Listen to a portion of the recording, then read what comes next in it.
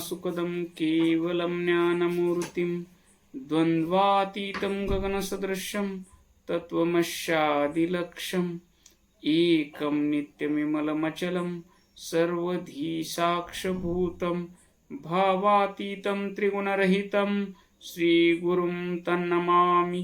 अज्ञानतिमिरन्धस्य ज्ञानाञ्जनशलाकया चक्षुरुन्मीलितं येन तस्मै श्रीगुरवे नमः। तस्मै श्रीगुरवे नमः।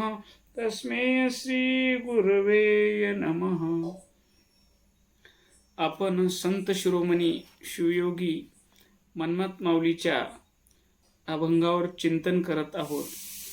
कालपर्यंत आपलं 41 अभंगावर चिंतन झालेलं आहे।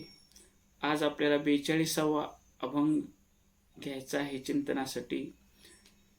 साठविला पोटी जेणे आवडी धुर्जटी त्याचा तुटला भवबंध झाला अंतरी शुद्ध जन्मालियाचे सार्थक झाले जळाले पातक त्याचा तुटला भवबंध झाला अंतरी शुद्ध मन्मथ म्हणे लाभ झाला देव अंतरी संचला त्याचा तुटला भवबंध झाला अंतरी शुद्ध।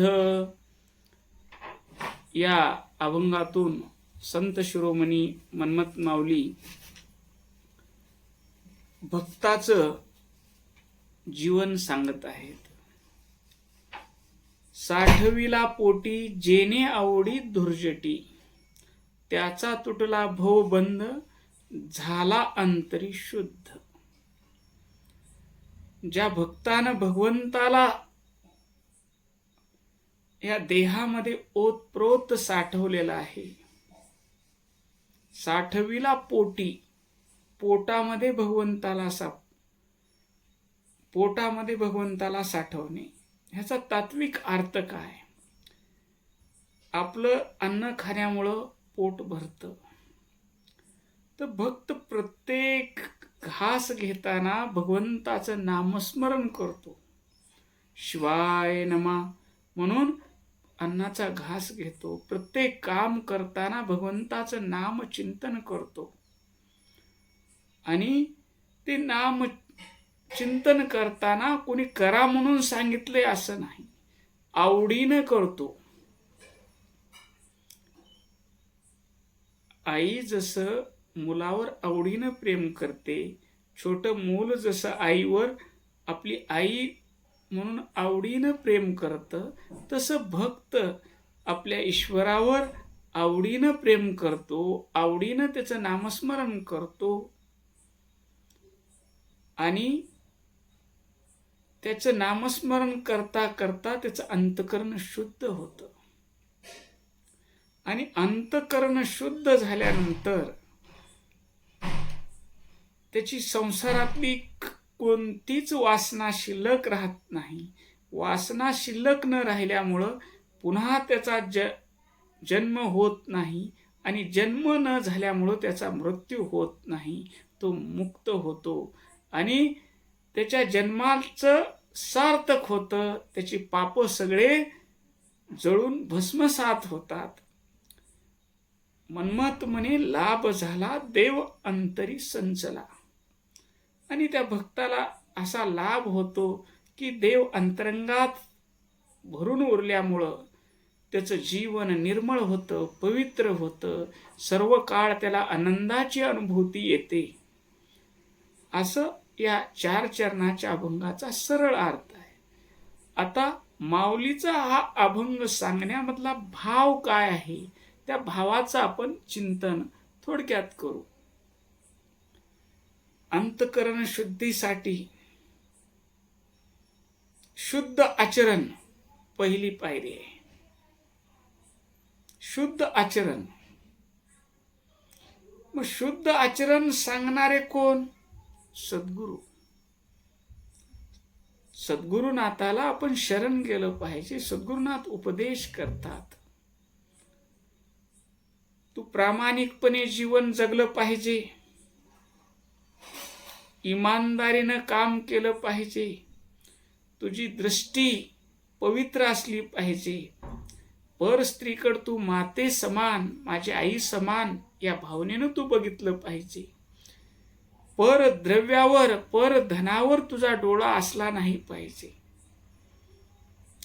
दृष्टीचे दोन दोष आहेत. दृष्टीनं पर स्त्रीकडे बघितलं तर रावणासारख्या शिवभक्ताला, महादेवाचा सगळ्यात मोठा जर भक्त कोणता असेल तर रावण होता. पण त्या शिवभक्ताच्या दृष्टीमध्ये सीतामाईकडं वाईट नजरेनं बघितलं, म्हणून त्यानं इच्छा केलं आणि सीतामाईचं अपहरण केलं आणि तिला राणी होण्याची विनंती केली. पण सीतामाईनं नकार दिला. म्हणून रावणानं तिची इच्छा नाही म्हणून तिला स्पर्श केला नाही, फक्त त्याच्या दृष्टीनं तिची कामना केलं. परस्त्रीनं आपली राणी व्हावं असा विचार केला तर रावणाची सोन्याची लंका जळून गेली. त्याची भक्ती, त्याच्यासारखा महान शिवभक्त दुसरा कोणता नव्हता, त्याची भक्ती शून्य झाली.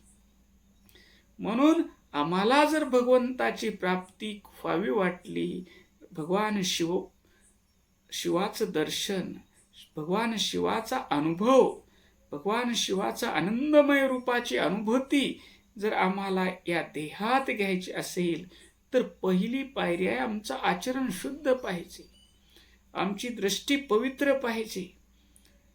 आमच्या दृष्टीनं पर स्त्री माते समान मानलं पाहिजे आणि परक धन हे माती समान मानलं पाहिजे. याचं उदाहरण द्यायचं म्हणजे संत तुकाराम महाराजाचं कीर्तन चालू होतं. कीर्तन चालू असताना तिथं शिवाजी महाराजाच्या पाठीमागे काही यवन सरदार लागले, सैन्य लागले. त्यावेळेस महाराज कीर्तनात येऊन बसले. कीर्तनात येऊन बसल्यानंतर त्या यवन सरदाराने तिथं बघितलं तर त्या भगवंताची एवढी कृपा झाली की त्या ठिकाणी प्रत्येक त्या यवन सरदारांना सगळे बसलेल्या लोकात फक्त शिवाजी महाराज दिसू लागले. कोणाला म्हणून धरून न्यायचा असा प्रश्न पडला आणि ते परत गेले. या संताच्या जीवनाची अनुभूती शिवाजी महाराजाला आल्यामुळं त्यांनी दुसऱ्या दिवशी सकाळी तुकाराम महाराजाच्या घरी धन संपत्ती पाठवली. धन संपत्ती पाठवल्यानंतर ती धन संपत्ती, सोन्याची दागिने, सुवर्ण मुद्रा हे मोठमोठ्या पराती भरू महाराजाच्या घरी पाठवून दिल्या आणि पत्नी, मुलं, बाळ खुश झाली. पुन्हा संध्याकाळी तुकाराम महाराज आपल्या घरी गेले. त्यावेळेस ते बघतात तर तिथं सोन्याची मुद्रा, सोन्याची दागिने हे सगळं पाहिलं आणि त्यावेळेस त्यांनी घरी विचारलं, हे कोणी आणून दिलं? त्यावेळेस शिवाजी महाराजांना भेट म्हणून पाठवलेली आहे. त्यावेळेस तुकाराम महाराजांनी सांगितलं की भक्ताला देवाशिवाय दुसरं काहीही नको. हे धन संपत्ती परत घेऊन जावा. आम्हाला सोनं आणि माती सारखी आहे. आम्हाला जितकं लागणार आहे तितकं भगवंतानं अन्न आच्छादन सुखदुःखादिक प्रारब्धेची देख लभ्य जीवा. आम्हाला जन्मापासून मृत्यूपर्यंत जेवढं लागणार आहे तेवढं भगवंतानं दिलेलं आहे. आणि हे सोनं, हे सुवर्ण मुद्रा, दागिने आम्हाला माती समान आहेत. नम्रपणे त्यांनी ते परत केल्या. हे शुद्ध आचरण आहे. भक्ताचं आचरण कसं असावं, त्याची परस्त्रीकडे बघण्याची दृष्टी शुद्ध असावी. परधनाचा त्याला मोह नसावा आणि जो काही काम करतो तो प्रामाणिकपणे केलं पाहिजे. त्याच्या वाणीनं कुणाला दुःख होईल असं न बोललं पाहिजे. हातानं जगाच्या कल्याणाची कामं झाले पाहिजे. पाये सन्मार्गावर चालले पाहिजे. ही भक्ती मार्गातली पहिली पायरी जर कोणती असेल तर शुद्ध आचरण. आपलं आचरण शुद्ध पाहिजे. 5 ज्ञानेंद्रिय, डोळ्यानं चांगलंच बघितलं पाहिजे, कानानं चांगलं ऐकलं पाहिजे, जिभेनं चांगलं भगवंताला अर्पण केलेला प्रसाद सेवन केला पाहिजे, आणि 5 कर्म इंद्रियानं भगवंत जे काही काम करतो हातानं पायानं, सगळं काम कोणाचंही अहित होईल असं न झालं पाहिजे. ह्याचं नाव शुद्ध आचरण. पुढची गोष्ट आहे शुद्ध अंतकरण. शुद्ध आचरण, शुद्ध अंतकरण. शुद्ध अंतकरण म्हणजे अंतकरणामध्ये कोण्याही जीवाचा मत्सर नसावा, कुण्याही जीवाचा द्वेष नसावा. सर्वांमध्ये माझा भगवंत आहे असा भक्ताचा भाव असावा.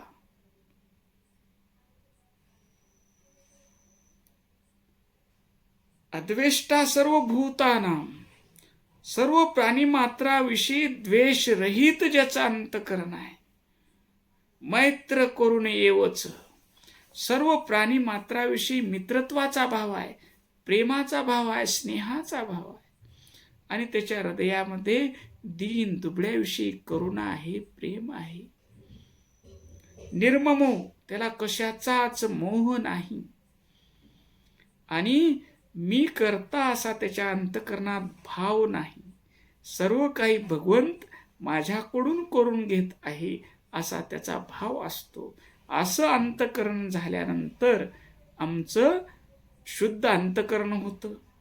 शुद्ध आचरण, शुद्ध अंतकरण होण्यासाठी आम्हाला नामस्मरण करावं लागेल. सतत नामस्मरण. नामस्मरण म्हणजे काय? भगवंताचं कधीही विस्मरण नाही, सतत भगवंताची आठवण ठेवून प्रत्येक काम करताना मला धन वैभव मिळालं आहे भगवंता, तुझ्या कृपेने मिळालं आहे, मला ज्ञान मिळालं आहे, मी प्रवचन करत आहे, याच्यात माझं काही नाही रे देवा, हे सगळं तुझी कृपा आहे, ही वाणी सुद्धा तुझी आहे, हे ज्ञान सुद्धा तुझं आहे, आणि ऐकणाऱ्या सुद्धा तू बसला पाहिजे, बसला आहेस असा भाव असावा. असा भाव येण्यासाठी नामस्मरण. फक्त मुखानं शिवाय नमा म्हटलं म्हणजे झालं असं नाही. मुखानं तर शिवाय नमा म्हटलं पाहिजे, पण मनामध्ये मी नाम स्मरण, नामाचा जप, नामाचं उच्चारण सुद्धा मी भगवंताच्या सत्तेनं करत आहे, भगवंत माझ्याकडून शिवायनमा ओढून घेत आहेत असा भाव असला पाहिजे. असं नामस्मरण केल्यानंतर भगवंताची आठवण ठेवून एक क्षणही शिवदास म्हणे शिवस्मृती व्यने पळभरी जाण राहू नये. एक क्षणही न विसरता नामचिंतन केल्यामुळं माणसाचं अंतकरण शुद्ध होतं, आणि अंतकरण शुद्ध झाल्यानंतर त्याच्याकडून आपोआप त्याचं आचरण शुद्ध होतं. आणि पहिली आट आहे माणसाचा जन्म मिळणं, दुसरी आट आहे त्याला संताचं दर्शन होणं, संताचा उपदेश मिळणं.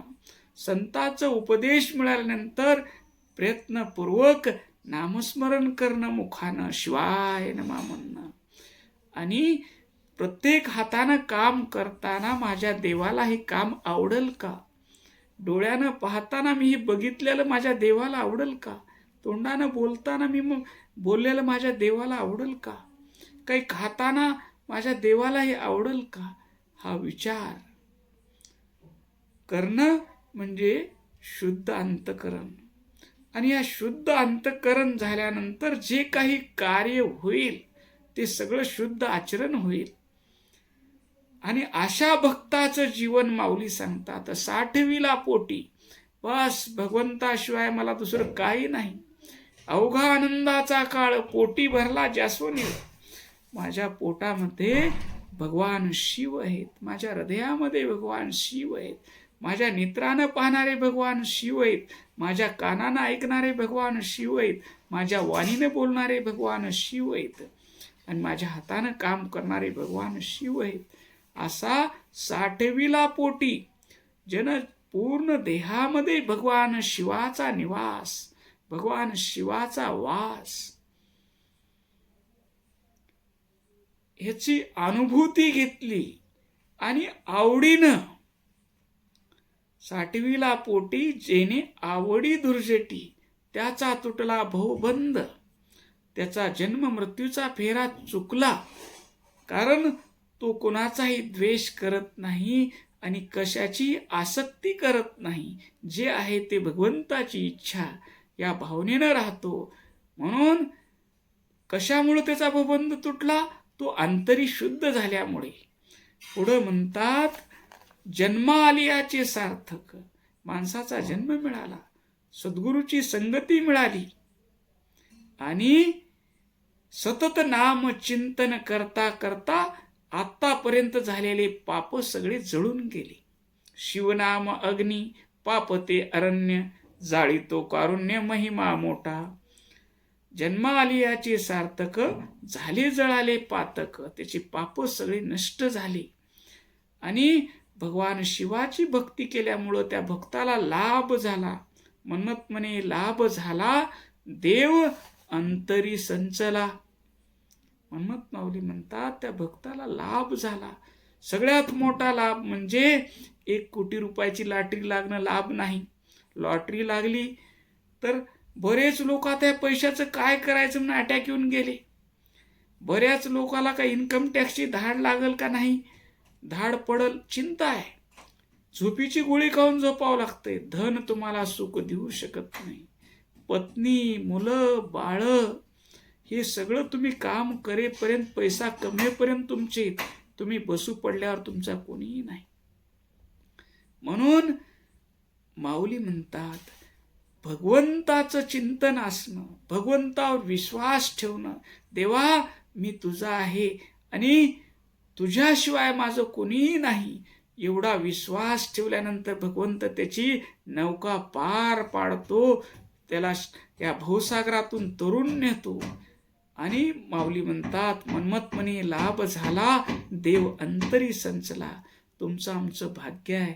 राष्ट्रसंत सद्गुरू शिवलिंग शिवाचार्य माऊलीसारखे आम्हाला सद्गुरू मिळाले आणि असे अनेक संप्रदायात अनेक संत आहेत.